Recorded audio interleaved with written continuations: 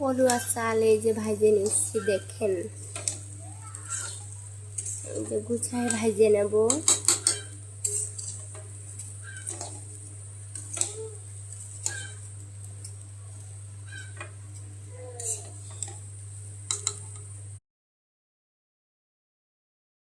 তেল ঢেলে দেবো হ্যানে,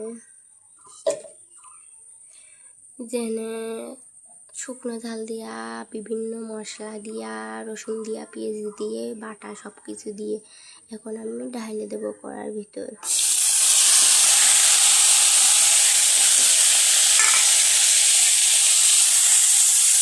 ভালো ভালো করে নাড়াচাড়া করে নেব।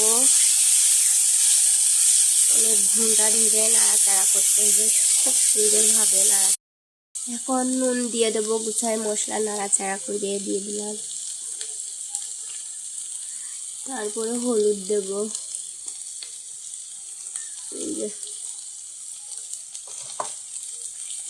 একটু নাড়াচাড়া করে নেব।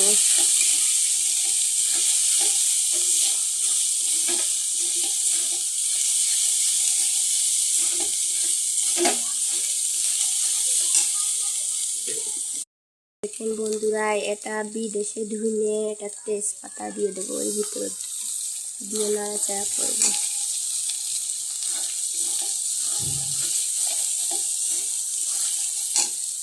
তারপরে এর ভিতর আমি মশলা ব্যবহার করবো, মানে মাংস গোশের মশলা।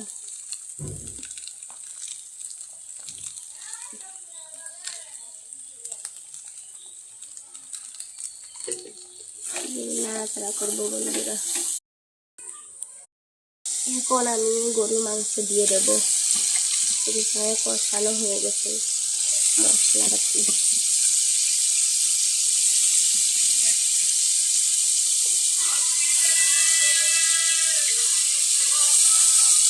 এখন আমি গুছায় নাড়াচাড়া করে নেবো সুন্দর করে। ঝোলের পানি দিয়ে দিচ্ছি গোশে, এবার নুন আসবে গোশ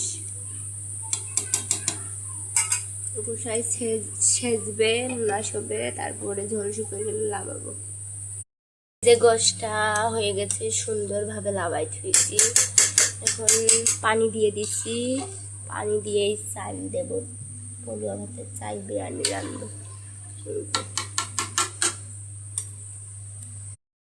পলুয়া ভাত রান্না হয়ে গেছে এই যে।